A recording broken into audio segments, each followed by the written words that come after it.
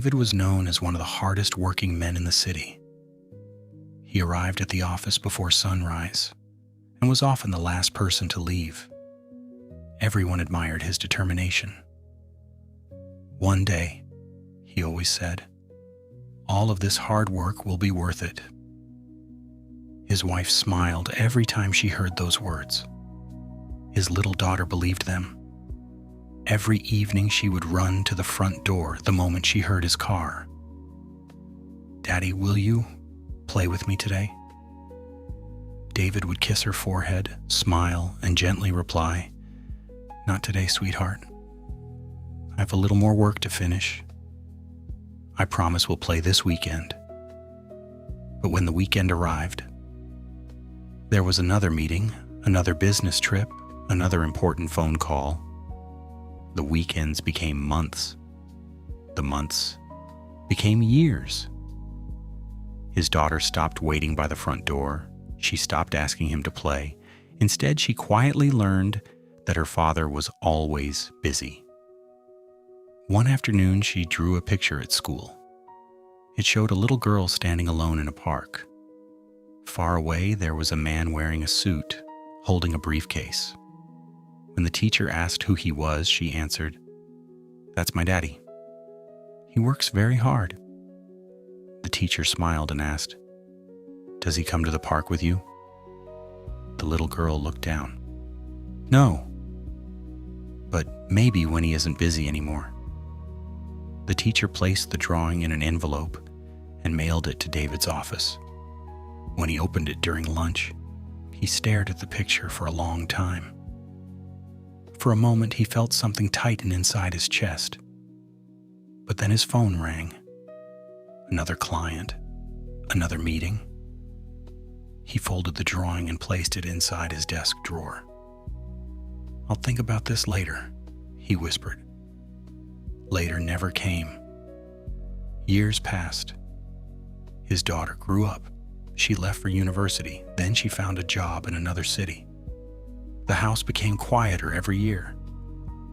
One evening, David returned home earlier than usual, for the first time in decades. His calendar was empty. No meetings, no deadlines, no urgent phone calls. He looked around the silent house. The toys were gone. The drawings had disappeared from the refrigerator. The laughter that once filled every room had been replaced by silence.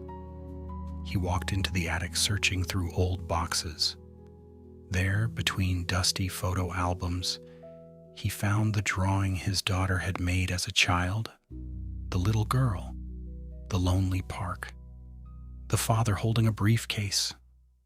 Suddenly, tears filled his eyes. At that moment, he finally understood something no amount of money could ever teach him. Success had given him everything, except the moments he could never get back. The next morning, he picked up his phone and called his daughter. When she answered, there was a brief silence. Then he said, "I know this won't give you back your childhood, but if you still have time, I'd love to spend some of it with you." There was another silence. Then she smiled through tears. "I've been waiting for that call for a very long time." That weekend, they met in the same park she had once dreamed of visiting with him. They walked for hours. They laughed. They talked about everything they had missed. It wasn't enough to erase the years that had passed, but it was enough to remind them that love doesn't disappear just because time does. As the sun began to set, David looked at his daughter and quietly said, "I spent my whole life trying to build a future, and I forgot to live the present." His daughter gently took his hand.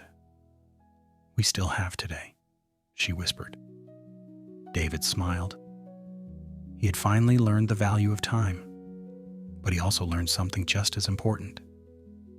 As long as we are alive, there is still time to love, to forgive, and to be present. Because money can always be earned again. Success can always be rebuilt.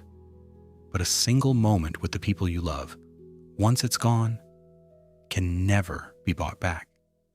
Don't wait until it's too late to understand the value of time. Sometimes the greatest gift you can give someone isn't money. It's simply being there.